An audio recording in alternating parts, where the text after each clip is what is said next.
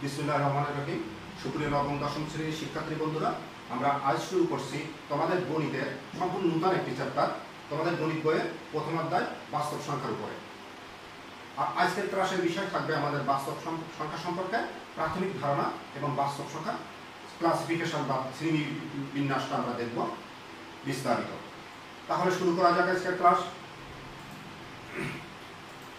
বাস্তব সংখ্যা, বাস্তব বললেই তো বুঝি যে আমাদের সাধারণ দৈনন্দিন জীবনে আমরা যা কিছু ব্যবহার করছি তাই বাস্তব, যা কিছু দেখছি তাই বাস্তব।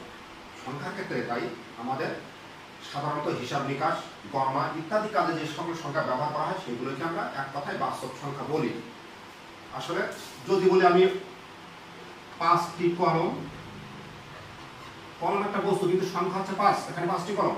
আবার যদি বলি হাফ কেজি চাউল, হাফ কেজি ডাল বা চাল, হাফ কেজি চাউল, তাহলে এখানে 5 একটা সংখ্যা লিখছে, হাফ একটা সংখ্যা লিখছি, 5 একটা সংখ্যা, আবার 1/2 একটা সংখ্যা। এই দুটো সংখ্যা কিন্তু 5টা হচ্ছে পূর্ণ সংখ্যা, 1/2টা হচ্ছে খণ্ড সংখ্যা বা ভগ্নাংশ। আমাদের সমস্ত সংখ্যাগুলোকে আমরা এমন দুই ধরনের সংখ্যা দেখতে পাই, খণ্ড সংখ্যাও দেখতে পাই, ভগ্নাংশও দেখতে পাই। কিন্তু আমাদের বাস্তব সংখ্যা গাণিতিক বিশ্লেষণে আমরা অন্যভাবে দেখব। সমস্ত সংখ্যাগুলোকে দুই ভাগে ভাগ করা হয়েছে, সেটা পরে আসবো আলোচনার ক্ষেত্রে। তাহলে শুরু করা যাক। তাহলে আমরা প্রথমে বলছিলাম বাস্তব সংখ্যার বিশ্লেষণের আগেই বাস্তব সংখ্যার যে সদস্যগুলো আছে সেই সদস্যগুলোর সম্পর্কে একটু ধারণা নিয়ে নেই। প্রথমত পূর্ণ সংখ্যা। আমরা সাধারণত বেশি পূর্ণ সংখ্যার হিসাব নিকাশটা বেশি করি সাধারণ আলোচনায় বা সাধারণ হিসাব নিকাশ বা গণনার ক্ষেত্রে। পূর্ণ সংখ্যা দেখো, তো আমরা পূর্ণ সংখ্যার সেটকে জেড দ্বারা প্রকাশ করি, পূর্ণ সংখ্যার সেটকে জেড দ্বারা প্রকাশ করি। যদি আমরা অনেক অঙ্কে দেখি এমন x ইলেমেন্ট অফ জেড, অর্থাৎ তাহলে জেড হচ্ছে পূর্ণ সংখ্যা, জেড এর মানগুলো হবে পূর্ণ সংখ্যা, অর্থাৎ x এর মানগুলো হবে পূর্ণ সংখ্যা। x ইকুয়াল টু কত আসবে আমাদের, তাহলে 1 2 -1 -2 0 এরকম অনেক সংখ্যা আসতে পারে, পূর্ণ সংখ্যা আসতে পারে। এটা অখণ্ড সংখ্যাগুলোকে। তাহলে পূর্ণ সংখ্যা কাকে বলছি? এক কথায় আমাদের টোটাল যে সংখ্যা জগৎ আছে এই সংখ্যা জগতের মধ্যে অখণ্ড সংখ্যাগুলোকে আমরা পূর্ণ সংখ্যা বলছি। সংখ্যা জগতের সকল অখণ্ড সংখ্যা হচ্ছে পূর্ণ সংখ্যা, অর্থাৎ শূন্য সহ সকল ধনাত্মক ও ঋণাত্মক অখণ্ড সংখ্যাই পূর্ণ সংখ্যা। যেমন আমরা উদাহরণে দেখাই দিয়েছি -3 -2 -1 0 1 2 3 এগুলো হচ্ছে সবই পূর্ণ সংখ্যার উদাহরণ। এখন এই পূর্ণ সংখ্যাগুলোর ভিতরে আমরা সচরাচর স্বাভাবিক ক্ষেত্রে আমরা কিন্তু ধনাত্মক সংখ্যাগুলো আমাদের দৈনন্দিন জীবনে আমরা ব্যবহার করে থাকি। যেমন আমরা বলি যে 2 জন মানুষ, এটা মেনে নেওয়া যায়। যেমন 2 কেজি চাউল, এটাও আমরা বিশ্বাস করি। কিন্তু কেউ যদি বলে 3.5 জন মানুষ আছে, এটা বিশ্বাস করা যায় না, অর্থাৎ 3.5কে আমরা স্বাভাবিকভাবে নেই না। তাহলে আমরা সাধারণত ধনাত্মক পূর্ণ সংখ্যাগুলোকে স্বাভাবিক সংখ্যা বলি, ধনাত্মক পূর্ণ সংখ্যাগুলোকে স্বাভাবিক সংখ্যা বলি। তাহলে দেখি স্বাভাবিক সংখ্যা, তোমরা মনে রাখবা স্বাভাবিক সংখ্যার সেটকে আমরা n দ্বারা প্রকাশ করি। অর্থাৎ যদি কেউ এমন বলে x ইলেমেন্ট অফ n, তাহলে আমাদের x এর মানগুলো আসবে স্বাভাবিক সংখ্যা অর্থাৎ ধনাত্মক পূর্ণ সংখ্যাগুলো। x ইকুয়াল টু আমরা কোন মানগুলো নিতে পারবো, 1 2 3 এইরকম মানগুলো নিতে পারবো, ঠিক আছে? তাহলে আমরা স্বাভাবিক সংখ্যার সেটকে কি দ্বারা প্রকাশ করি? n দ্বারা প্রকাশ করি। n equal to 1 2 3 up to set দ্বারা প্রকাশ করলে হবে। এখন এই স্বাভাবিক সংখ্যা, তাহলে তো ক্লিয়ার স্বাভাবিক সংখ্যা কোনগুলোকে বলছে? এক কথায় যে সমস্ত সংখ্যা দিয়ে কোনো বস্তু বা ব্যক্তি গণনা করা যায় সেই সংখ্যাগুলোই স্বাভাবিক সংখ্যা, বস্তু বা ব্যক্তি। যেমন আমরা 3.5 জন মানুষ বিশ্বাস করি না, কিন্তু 3 জন মানুষ বলছে তখন আমরা বিশ্বাস করছি, এটা মেনে নেওয়া যায়। ঠিক তদ্রূপ অর্থাৎ ধনাত্মক পূর্ণ সংখ্যাগুলোকে স্বাভাবিক সংখ্যা বলে। আর সংখ্যাটা আমি আমার মতোই দিচ্ছি, এভাবে সাধারণত তোমাদের বইয়ে নেই বোঝার জন্য। আর যেমন 1 2 3 এগুলো, এই যে স্বাভাবিক সংখ্যাগুলো পেলাম আমরা এখানে 1 2 3, এই স্বাভাবিক সংখ্যাগুলোকে অনেক ভাগে ভাগ করা যায়। আমরা বিশেষ কতগুলো ভাগ নিয়ে আলোচনা করব। যেমন প্রথমত যদি বলি, প্রথম 2 ভাগে ভাগ করে দেওয়া যায় সমস্ত স্বাভাবিক সংখ্যাকে। প্রথম 2 ভাগে একটা হচ্ছে বিজোড় সংখ্যা আর একটা জোড় সংখ্যা। যে সকল স্বাভাবিক সংখ্যা 2 দ্বারা বিভাজ্য তাদের জোড় সংখ্যা বলি। যেমন 2 4 6 8 এগুলো হচ্ছে জোড় সংখ্যা। যে সকল সংখ্যা 2 দ্বারা বিভাজ্য নয় তাদেরকে আমরা বিজোড় সংখ্যা বলি। এগুলো হচ্ছে বিজোড় সংখ্যা। জোড় বিজোড় এগুলো আমরা চিনি। আমরা মূলত এখন আসি এই স্বাভাবিক সংখ্যার ভিতরে কিছু সংখ্যা আছে যাদেরকে মৌলিক স্বাভাবিক সংখ্যা বা মৌলিক সংখ্যা বলে, আর কিছু সংখ্যা আছে যাদেরকে যৌগিক সংখ্যা বলে। মৌলিক সংখ্যা কাকে বলবো? আমরা স্বাভাবিক সংখ্যার ভিতরে যে বিষয়গুলো নিয়ে আলোচনা করব সেগুলো হচ্ছে আমাদের মৌলিক সংখ্যা, যৌগিক সংখ্যা, সহমৌলিক সংখ্যা এবং পূর্ণবর্গ সংখ্যা। প্রথমত আমরা মৌলিক সংখ্যা নিয়ে দেখি। মৌলিক সংখ্যা কাকে? মৌলিক সংখ্যা কিন্তু এক ধরনের স্বাভাবিক সংখ্যা। আগে ধারণা নিয়ে নিও তোমরা, মৌলিক সংখ্যা হচ্ছে এক ধরনের স্বাভাবিক সংখ্যা। আর স্বাভাবিক সংখ্যা কেমন? ধনাত্মক পূর্ণ সংখ্যা। ক্লিয়ার?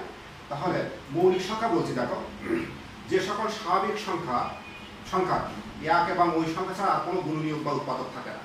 যে সকল স্বাভাবিক সংখ্যার ওয়ান এবং ওই সংখ্যা ছাড়া কোনো গুণনীয়ক বা উৎপাদক থাকে না, অর্থাৎ যে সকল স্বাভাবিক সংখ্যাকে শুধুমাত্র ওয়ান দ্বারা এবং ওই সংখ্যা দ্বারা ছাড়া আর কোনো সংখ্যা দ্বারা ভাগ করা যাবে না, ওই ধরনের সংখ্যাগুলোকে আমরা মৌলিক সংখ্যা বলবো।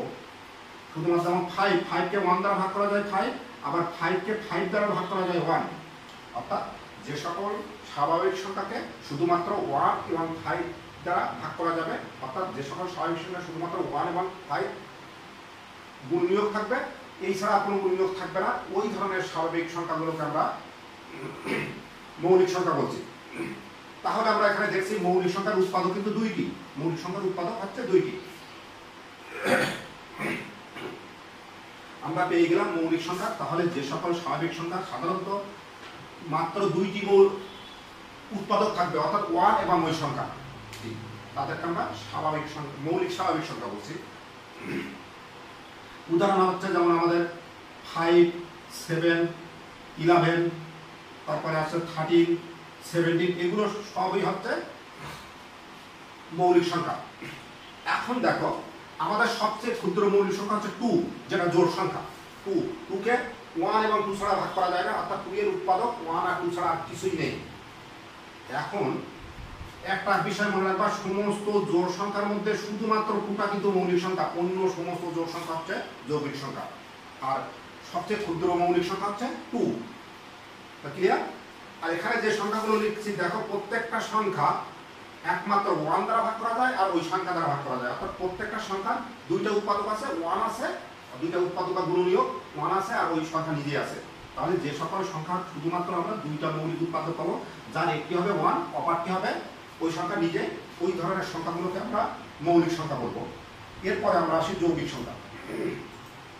যৌগিক সংখ্যা তাহলে বুঝতে পারছো, যে সকল স্বাভাবিক সংখ্যা কমপক্ষে 3টি গুণনীয়ক বা উৎপাদক থাকে, অর্থাৎ কি যে সকল স্বাভাবিক সংখ্যাকে 1 দ্বারা ভাগ করা যাবে, ওই সংখ্যা দ্বারা ভাগ করা যাবে এবং অন্য যে কোনো একটি স্বাভাবিক সংখ্যা দ্বারা ভাগ করা যাবে, তাদেরকে বলছি আমরা যৌগিক সংখ্যা। কেমন? যেমন আমরা 4 নিলাম, একটি যৌগিক সংখ্যা। 4কে দেখো 1 দ্বারাও ভাগ করা যায়, 4কে 2 দ্বারাও ভাগ করা যায়, 4কে 4 দ্বারাও ভাগ করা যায়। তাহলে কয়টা উৎপাদক পাচ্ছি? 3টা, 1, 2 আর 4, 1, 2 আর 4। তাহলে এক কথায় বলতে পারি, যে সকল স্বাভাবিক সংখ্যাকে 1 এবং ওই সংখ্যা ছাড়াও আরো অন্য সংখ্যা দ্বারা বিভাজ্য হয়, যে সকল স্বাভাবিক সংখ্যা 1 এবং ওই সংখ্যা নিজে ছাড়াও অন্য কোনো স্বাভাবিক সংখ্যা দ্বারা ভাগ করা যাবে, ওই ধরনের স্বাভাবিক সংখ্যাকে আমরা যৌগিক সংখ্যা বলবো। ওই ধরনের স্বাভাবিক সংখ্যাকে কি বলবো? আমরা যৌগিক সংখ্যা বলবো। ক্লিয়ার? অর্থাৎ এই যৌগিক সংখ্যাগুলোর কমপক্ষে 3টি গুণনীয়ক থাকে বা 3টি উৎপাদক থাকে, একটা 1 থাকে, আর একটা ওই সংখ্যা থাকে, আর অন্য যে কোনো উৎপাদক থাকে। যেমন আমরা যদি 10 নেই, 10 এ দেখো 10 এর কত 1 আছে উৎপাদক, আবার 2 আছে উৎপাদক, আবার 5 আছে উৎপাদক, আবার 10 আছে। এই যে 10 আর 1টা কমন উৎপাদক, আর এই দুটো আছে আলাদা, তবে মোট উৎপাদক 3 অথবা 3 এর অধিক আছে। তাহলে আমরা একটু দ্রুত দেওয়ার চেষ্টা করছি, কারণ ক্লাসটা বেশ লেন্থি হয়ে যাবে বা বড় হয়ে যাবে। এরপরে তাহলে আমরা মৌলিক সংখ্যা দেখলাম, যৌগিক সংখ্যা দেখলাম। ক্লিয়ার? এরপরে আসছে আমাদের সহমৌলিক সংখ্যা। সহমৌলিক যখন সহ বলছে তখন একের অধিক থাকবে, অর্থাৎ 2টি। এখানে আমরা 2টি সংখ্যা, যদি 2টি সংখ্যার মধ্যে যেমন আমরা একটা নিলাম 13 আর একটা নিলাম মনে করো 14, যার মধ্যে এটা কিন্তু মৌলিক সংখ্যা, এটা যৌগিক সংখ্যা। এই 13 এবং 14 এর ভিতরে একটু লক্ষ্য করো, 1 ছাড়া কোনো কমান গুণিতক নেই বা 1 ছাড়া কোনো কমান উৎপাদক নেই, 1 ছাড়া কোনো কমান গুণনীয়ক নেই বা কোনো কমান উৎপাদক নেই। এই ধরনের তাহলে 13 এবং 14 অর্থাৎ 13 এবং 14 সংখ্যাটা পরস্পরের সহমৌলিক। অর্থাৎ যদি 2টি সংখ্যা সহমৌলিক, যদি 2টি সংখ্যা, 2টি স্বাভাবিক সংখ্যার মধ্যে 1 ভিন্ন কোনো সাধারণ উৎপাদক না থাকে, অর্থাৎ 2টি সহমৌলিক সংখ্যার গসাগু সবসময় 1 হবে, তাহলে ওই সংখ্যাটাই পরস্পরের সহমৌলিক। ওই সংখ্যাটা হবে পরস্পরের সহমৌলিক। যেমন আমরা এখানে দেখানো হয়েছে আমাদের 5 এবং 6 সংখ্যাটা পরস্পর সহমৌলিক। এখন হয়তো কারোর এইরকম ধারণা আসতে পারে একটা যৌগিক আর একটা মৌলিক হলে সহমৌলিক হবে না, কারণ আমরা ঘরে 5 6 একটা যৌগিক একটা মৌলিক দেখাচ্ছি। দেখো দুটোই যদি যৌগিক নেই, আমরা একটা নিলাম 12 আর একটা নিলাম 25। দেখো 12 যৌগিক সংখ্যা, 25 যৌগিক সংখ্যা, কিন্তু এই সংখ্যাটাই কিন্তু পরস্পর সহমৌলিক। ক্লিয়ার? এরপরে আসছে আমাদের পূর্ণবর্গ সংখ্যা। পূর্ণবর্গ সংখ্যা দেখো আমরা যদি 2 গুণ 2 গুণ করি কত হয়? 4 হয় না? আবার 3 গুণ 3 গুণ করি তাহলে কত হয়? 9 হয়। আবার 4 কে যদি বর্গমূল করি তাহলে 2 পাওয়া যায়। 9 কে যদি বর্গমূল করি তাহলে 2 পাওয়া যায়। এই যে এই 9 আর 4 কিন্তু পূর্ণবর্গ সংখ্যা। তাহলে কাকে বলবো পূর্ণবর্গ সংখ্যা? একই সংখ্যা যদি দুইবার গুণ করা হয়, একই সংখ্যাকে যদি ওই সংখ্যাটা আবার গুণ করা হয়, তাহলে যে গুণফল পাওয়া যাবে ওই গুণফল হবে একটি পূর্ণবর্গ সংখ্যা। ওই গুণফল হবে একটি পূর্ণবর্গ সংখ্যা। অন্যভাবে বলতে পারি, যে সকল সংখ্যাকে বর্গমূল করলে পূর্ণ সংখ্যা পাওয়া যায়, যে সকল সংখ্যাকে বর্গমূল করলে পূর্ণ সংখ্যা পাওয়া যায়, ওই সংখ্যাগুলো হচ্ছে পূর্ণবর্গ সংখ্যা। তাহলে আমরা পূর্ণবর্গ সংখ্যার সংজ্ঞা একটু আসি। দেখো কোনো একটি সংখ্যাকে ওই একই সংখ্যা দ্বারা গুণ করলে প্রাপ্ত গুণফল হবে একটি পূর্ণবর্গ সংখ্যা। কোনো একটি সংখ্যাকে 2 কে 2 দ্বারা গুণ করলে যে গুণফল পাবো ওই গুণফল হবে একটি পূর্ণবর্গ সংখ্যা। ক্লিয়ার? সেই হিসাবে আমাদের দেখো 1 4 9 16 25 এভাবে 36 49 64 81 100 এগুলো সব পূর্ণবর্গ সংখ্যা। সবগুলোই হচ্ছে পূর্ণবর্গ সংখ্যা। আমরা যে সংখ্যা আগে বলছিলাম সেই সংখ্যা আমরা নিচে লিখছি। অন্যভাবে বলা যায়, যে সকল সংখ্যাকে বর্গমূল করলে পূর্ণ সংখ্যা পাওয়া যায় সেই সংখ্যাগুলো হবে পূর্ণ বর্গ সংখ্যা। ক্লিয়ার? তাহলে আমরা পূর্ণ বর্গ সংখ্যা সম্পর্কে ধারণা পেয়ে গেলাম। তাহলে এখানে আমরা দেখো আমাদের পূর্ণ সংখ্যার আলোচনায়, আমরা পূর্ণ সংখ্যার আলোচনায় যে বিষয়টা দেখলাম এ ছিল কি আমাদের সংখ্যা জগতের সকল অখণ্ড সংখ্যা হচ্ছে পূর্ণ সংখ্যা। পূর্ণ সংখ্যা বলছিলাম শূন্য সহ ধনাত্মক এবং ঋণাত্মক সংখ্যাগুলোকে আমরা একত্রে পূর্ণ সংখ্যা বলছি। এই পূর্ণ সংখ্যার ভিতরে ধনাত্মক পূর্ণ সংখ্যাগুলোকে আমরা স্বাভাবিক সংখ্যা বলছিলাম। এই স্বাভাবিক সংখ্যার ভিতরে কিছু সংখ্যা ছিল জোড় সংখ্যা, কিছু সংখ্যা ছিল বিজোড় সংখ্যা, আবার এর ভিতরে কিছু ছিল মৌলিক সংখ্যা, কিছু ছিল যৌগিক সংখ্যা। আবার এই সংখ্যাগুলোর একটা পেয়ারের মধ্যে কিছু সংখ্যাকে আমরা সহমৌলিক বলছিলাম। আবার এর ভিতরে কিছু পূর্ণ স্বাভাবিক সংখ্যার ভিতরে কিছু সংখ্যা আছে আবার পূর্ণবর্গ সংখ্যা। আমাদের মৌলিক সংখ্যা, যৌগিক সংখ্যা, সহমৌলিক সংখ্যা, পূর্ণবর্গ সংখ্যা, এই আলোচনাটা কিন্তু শুধুমাত্র আমাদের স্বাভাবিক সংখ্যার উপর ভিত্তি করে, শুধুমাত্র স্বাভাবিক সংখ্যার উপর ভিত্তি করে। এখানে একটা প্রশ্ন চলে আসে, আমরা স্বাভাবিক সংখ্যার উপর ভিত্তি করে করলাম, কিন্তু তো আমরা 1 কে কোনো সংখ্যার ভিতরে গণনা করি নাই। 1 কে কোনো সংখ্যার ভিতরে গণনা করি নাই। তাহলে 1 কোন ধরনের সংখ্যা? 1টা আমাদের কোন ধরনের সংখ্যা? একটু দেখো, মৌলিক সংখ্যা কি বলছিলাম? কমপক্ষে 2টি উৎপাদক, 1 উৎপাদক আর ওই সংখ্যা নিজে একটি উৎপাদক। আর যৌগিক সংখ্যা কি বলছিলাম? 1 উৎপাদক হবে, ওই সংখ্যা নিজে হবে, আর সাথে অন্য কোনো না কোনো আরো উৎপাদক থাকবে।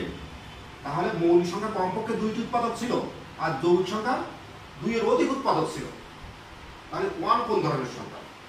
1 কে যদি দেখি, আর 1 কে মৌলিক সংখ্যা দেখো, 1 এর শুধুমাত্র একটা উৎপাদক পাচ্ছি 1, আর কোনো উৎপাদক পাওয়া যায় না। তাহলে 2টি উৎপাদক নেই, তাহলে এটা মৌলিক সংখ্যা হবে না। তাহলে কি যৌগিক সংখ্যা? কিন্তু যৌগিক সংখ্যা হলে তো 3টে উৎপাদক হওয়া লাগবে কমপক্ষে, তাও হয় না। অর্থাৎ 1 মৌলিক সংখ্যা হলো, যৌগিক সংখ্যা না। তাহলে 1 কোন ধরনের সংখ্যা? আমরা 1 কে বলি ইউনিট সংখ্যা বা একক সংখ্যা। 1 কে বলি ইউনিট সংখ্যা বা একক সংখ্যা, সাধারণত গণনার ভিত্তি। কেমন বলছে? কারণ গণনা যদি করতে যাই, 1 এর পরে 2 আসে, সেখানে পার্থক্যটা কত? 1 to 1 সবসময় 1 2। দেখো একটা স্টেপ বাই স্টেপ কর্মিক সংখ্যাগুলো 1 স্টেপ বাই 1 স্টেপ আগে গেছে। 1 ধরে 1 কে বলা হয় ইউনিট সংখ্যা বা একক সংখ্যা। যাও, এই বিষয়ে আমাদের আসলে বেশি আলোচনা করার দরকার নেই। তাহলে আমরা পূর্ণ সংখ্যা সম্পর্কে মোটামুটি ধারণা নিয়ে নিলাম। তোমাদের যতটুকু দরকার এটুকুই যথেষ্ট। এরপরে আমরা আসবো খণ্ড সংখ্যা বা ভগ্নাংশ। তোমরা জানো খণ্ড সংখ্যা বা ভগ্নাংশ বা ভাঙা সংখ্যা, এই ধরনের সংখ্যা হচ্ছে আমাদের 2 ধরনের আছে ভগ্নাংশ। একটা ভগ্নাংশ বলতে, সরাসরি ভগ্নাংশ বলতে আমরা সাধারণ ভগ্নাংশকে বুঝাই, যে ভগ্নাংশগুলোকে লব বাই হর আকারে দেখানো যায়, লব বাই হর আকারে দেখানো যায়, লব বাই হর আকারে দেখানো যায়। ওই ধরনের সংখ্যাগুলোকে আমরা কি বলি? মূলদীয় ভগ্নাংশ বলা হয়। আমরা পরে আরো বিস্তারিত দেখব। আরেক ধরনের ভগ্নাংশ আছে যেগুলোকে দশমিক ভগ্নাংশ বলা হয়।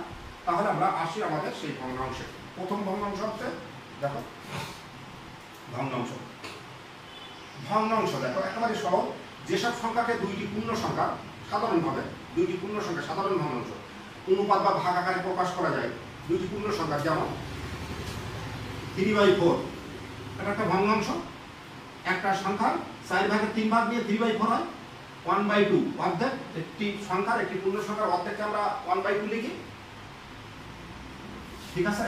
তাহলে দেখো আমরা 3/4 বা আমি লিখলাম 4/3 এটাও বলা যাবে, এটাও ভগ্নাংশ। এই যে এটাকে ভগ্নাংশের উপরের অংশটাকে আমরা লব বলি, নিচের অংশটাকে হর বলি। উপরের অংশটাকে লব বলা হয় এবং নিচের অংশটাকে হর বলা হয়। এবং আর একটা বৈশিষ্ট্য দেখো ভগ্নাংশের, এই ধরনের ভগ্নাংশের লব এবং হরের প্রত্যেকটা অংশে পূর্ণ সংখ্যা, প্রত্যেকটা অংশে থাকে পূর্ণ সংখ্যা। আমরা এটাকে যদি পি দ্বারা প্রকাশ করি আর এটা যদি কিউ দ্বারা প্রকাশ করি তাহলে হবে পি/কিউ আকারে। যেখানে একটা শর্ত আছে এই নিচের কিউ এর মানটা Q not equal to 0, Q এর মান কখনো 0 হবে না এবং Q not equal to 1, Q এর মান 1 হবে না। কারণ কিউ যদি 1 হয়, কিউ যদি 0 হতো তাহলে কি হতো দেখো পি/0 অসম্ভব ব্যাপার, এটা গণনা করা যায় না, অসংজ্ঞায়িত। আর কিউ এর মান যদি 1 হতো তাহলে ইকুয়াল টু পি হয়ে যেত, তখন পূর্ণ সংখ্যা হয়ে যেত। তাহলে এই যে আমরা ভগ্নাংশের বিষয় যেটা দেখলাম একটু দেখো। যে সকল সংখ্যাকে দুইটি পূর্ণ সংখ্যার অনুপাত বা ভাগ আকারে প্রকাশ করা যায় তাদেরকে আমরা বলছি ভগ্নাংশ সংখ্যা, তাদেরকে বলছি আমরা ভগ্নাংশ সংখ্যা বলছি। অর্থাৎ দেখো অর্থাৎ কি বলছি আমরা, পি/কিউ আকারে প্রকাশিত সংখ্যাই হচ্ছে ভগ্নাংশ। যেখানে কিউ এর মান 0 হবে না, আমরা আগেই বলছি, এবং Q not equal to 1, Q এর মান 1 হবে না। আমরা এখানে অনেকগুলো ভগ্নাংশ দেখাইছি।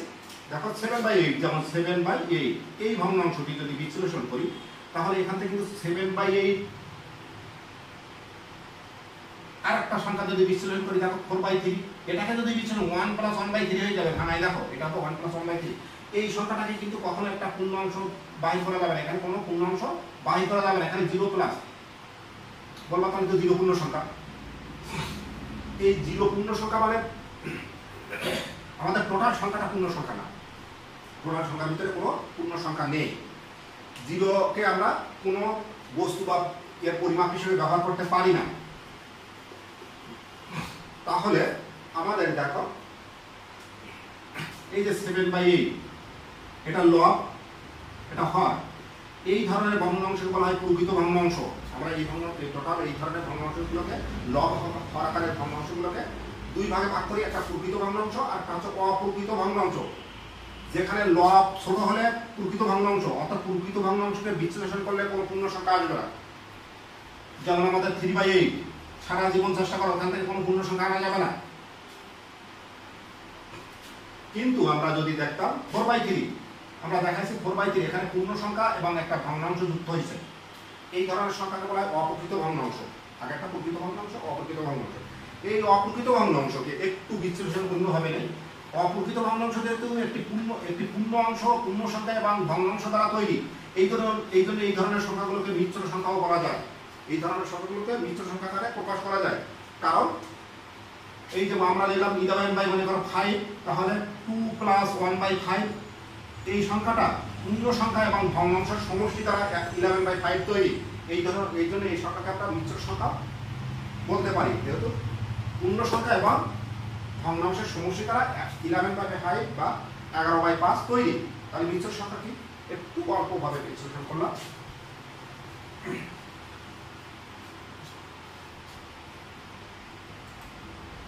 এরপরে আসছে আমাদের সেই ভগ্নাংশ, তবে সেটা এখন আমরা দশমিক ভগ্নাংশ। দশমিক ভগ্নাংশ খুব সহজ কথাই যদি বলি, যে সকল ভগ্নাংশকে দশমিকের মাধ্যমে প্রকাশ করা হয় তাদেরকে দশমিক ভগ্নাংশ বলে। একটা সিম্পল সংখ্যা, যে সকল ভগ্নাংশকে দশমিকের মাধ্যমে উপস্থাপন করা যায় বা দশমিকের মাধ্যমে প্রকাশ করা যায় তাদেরকে আমরা দশমিক ভগ্নাংশ বলি, একেবারে সহজভাবে।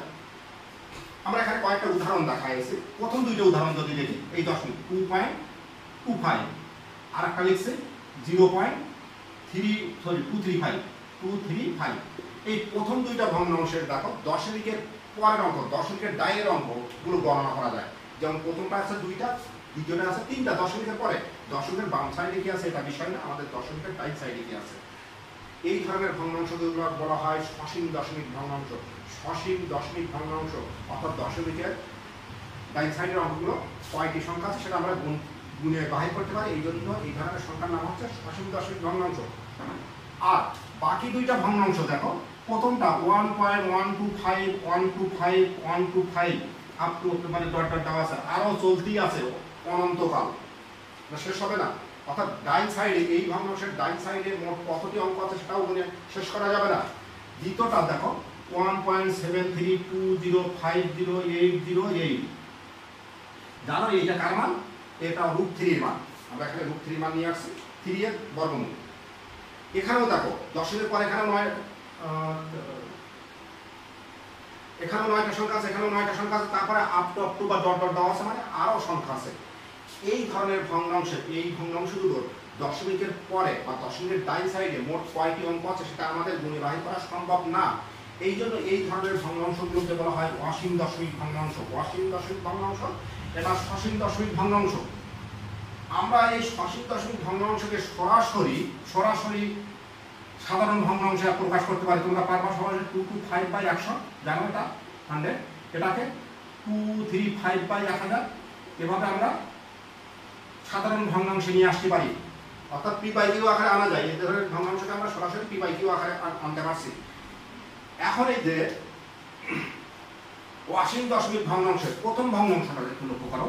অসীম দশমিক ভগ্নাংশের প্রথম ভগ্নাংশের ক্ষেত্রে দেখা যাচ্ছে ডাইন সাইডে একই ধরনের মান বারবার পুনরাবৃত্তি ঘটছে, যেমন 125 125 125, এমনও কিন্তু অনেক সময় পাও 3.3333 এভাবে আসতে পারে, কারণ 10 কে 3 দ্বারা ভাগ দাও, দেখো এইটা আসবে। অর্থাৎ 3 অনন্তকাল চলতেই আছে। আমরা এখানে যেটা দেখাইছি এইটা দেখাই।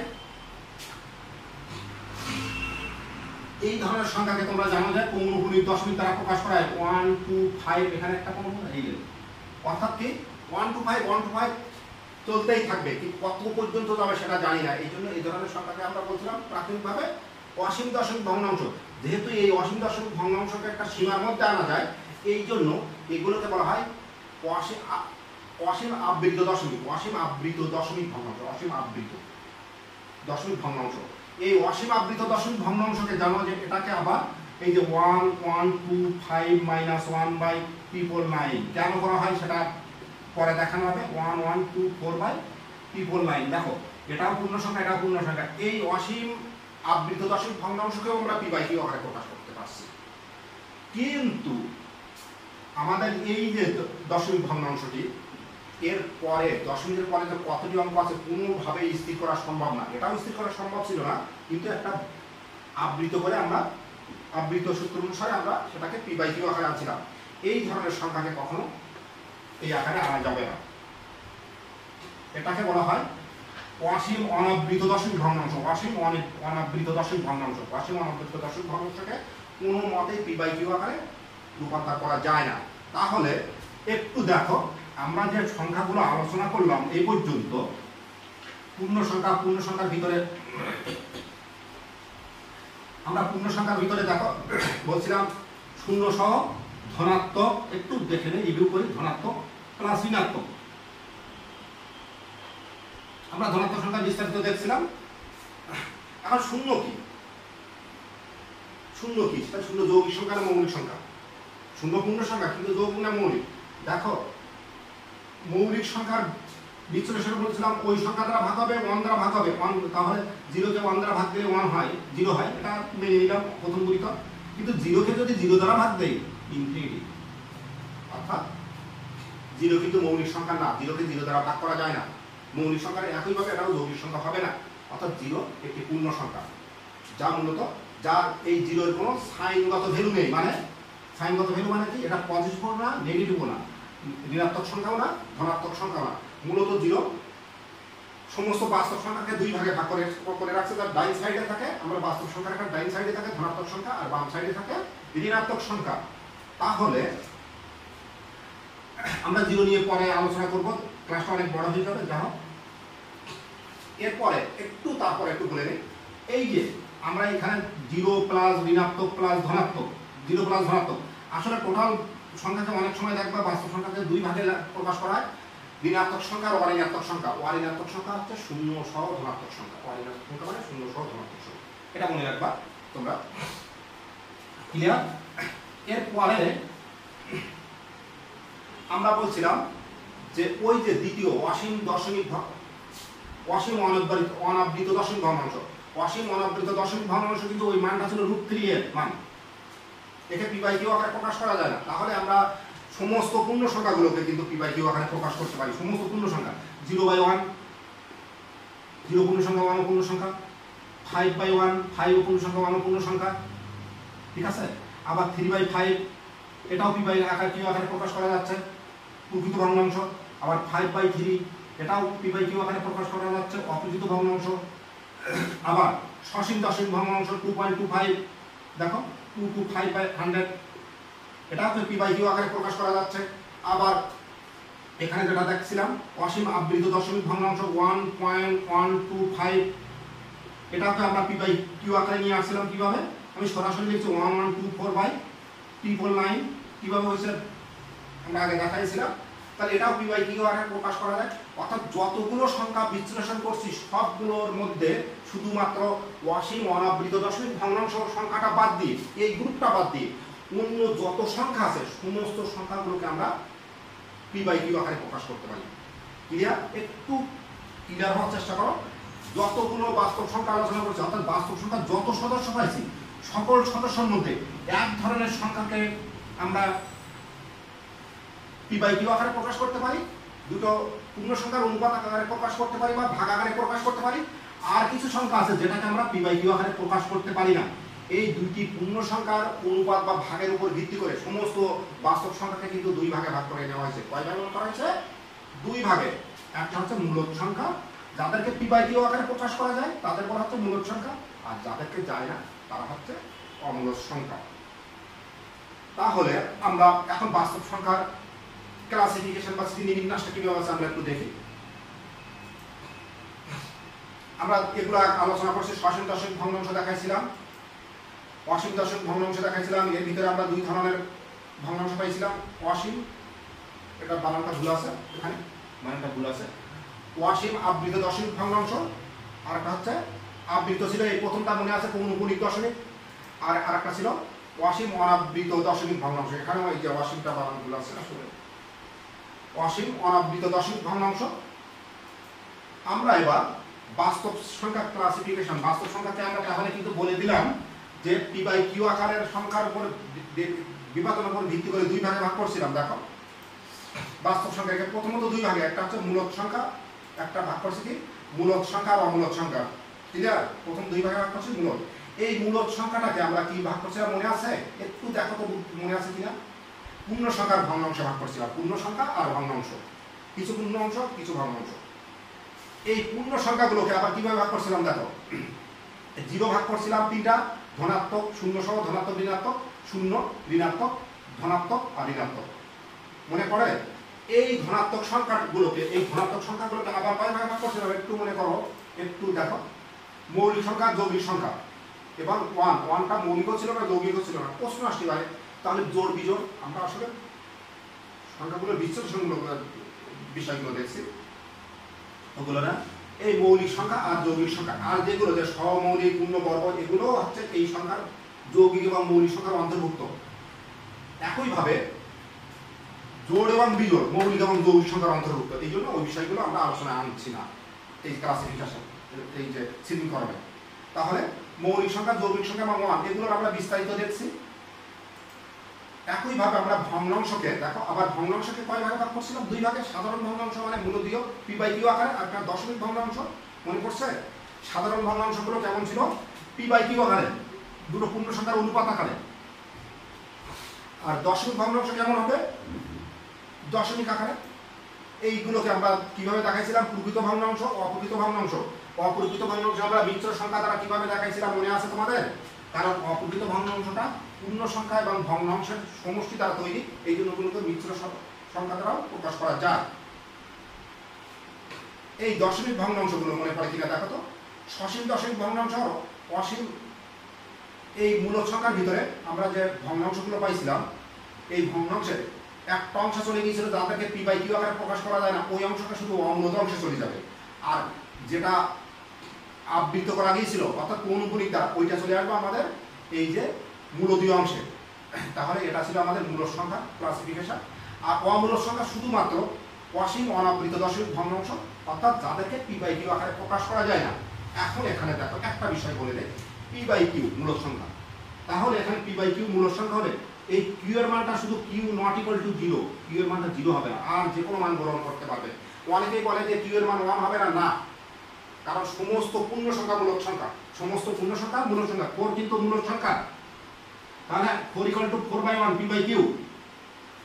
অর্থাৎ শুধুমাত্র এই পি বাই কিউ আকারের সংখ্যাকে মূলদ সংখ্যা বলে। এখানে কি হবে ডেফিনেশনটা, কিউ এর মানটা শুধু 0 গ্রহণ করতে পারবে না, অন্য যে কোনো মান গ্রহণ করতে পারবে। এখন দেখো আমরা যে পূর্ণ বর্গ সংখ্যা দেখাইছিলাম, যে পূর্ণ বর্গ সংখ্যা দেখাইছিলাম, কত মনে পড়ে? পূর্ণ বর্গ সংখ্যা দেখানো হয়েছিল 1, 4, 9, 16, এগুলো ছিল পূর্ণ বর্গ সংখ্যা। পূর্ণ বর্গ সংখ্যাকে বর্গমূল করলে সবসময় কি পাওয়া যায়? পূর্ণ বর্গ সংখ্যাকে বর্গমূল করলে সবসময় পূর্ণ সংখ্যা পাওয়া যায়। অর্থাৎ পূর্ণ বর্গ সংখ্যাকে বর্গমূল করলে যেহেতু পূর্ণ সংখ্যা পাচ্ছি, তাহলে পূর্ণ বর্গ সংখ্যা পূর্ণ সংখ্যা 1, 2, 3, 4, তাহলে এটাও কিন্তু মূলদ সংখ্যা, এটাও মূলদ সংখ্যা, এটাও মূলদ সংখ্যা, এটাও মূলদ সংখ্যা। কেন মূলদ সংখ্যা? 1, 1, 1, 1 মূলদ সংখ্যা। অর্থাৎ পূর্ণ বর্গ সংখ্যার বর্গমূল সবই কিন্তু মূলদ সংখ্যা। কিন্তু পূর্ণ বর্গ, একটা বিষয় একটু মনে রাখবা, পূর্ণ বর্গ সংখ্যা নয় কোনগুলো? যেমন আমরা আমাদের যে অঙ্কটা দেখাইছিলাম √3 এর বর্গমূল মনে পড়ে তোমাদের? 1.7320500808 আরো চলতেই আছে। এই যে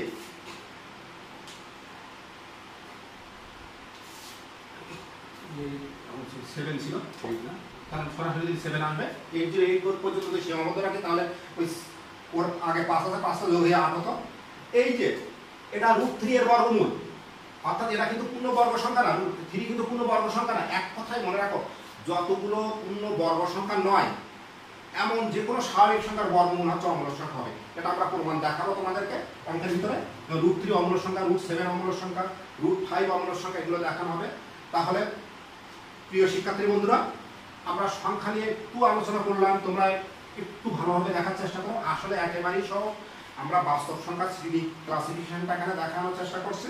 এর পরবর্তী ক্লাসে আমরা অঙ্ক নিয়ে আসবো। তোমরা সবাই ভালো থাকো, আর যতই চেষ্টা করো না কেন, কারণ এই বাস্তব সংখ্যার ক্লাসিফিকেশন বা সংখ্যাগুলো সম্পর্কে যদি স্পষ্ট ধারণা তোমাদের না থাকে, তাহলে তোমরা অঙ্ক করতে গেলে তোমাদের অনেক সমস্যা হবে। এই জন্য উচিত তোমাদের বাস্তব সংখ্যার ক্লাসিফিকেশন বা এই সংখ্যাগুলো সম্পর্কে ভালোভাবে এবং স্পষ্টভাবে ধারণা নিয়ে রাখা। আর যদি ধারণা না নেও, তাহলে তোমাদের পরবর্তীতে অঙ্ক করার জন্য বেশ সমস্যায় পড়বে তোমরা। তাহলে আজকের ক্লাস আমরা এ পর্যন্তই শেষ করছি। সবাই ভালো থাকো, সুস্থ থাকো। আল্লাহ হাফেজ সবাইকে।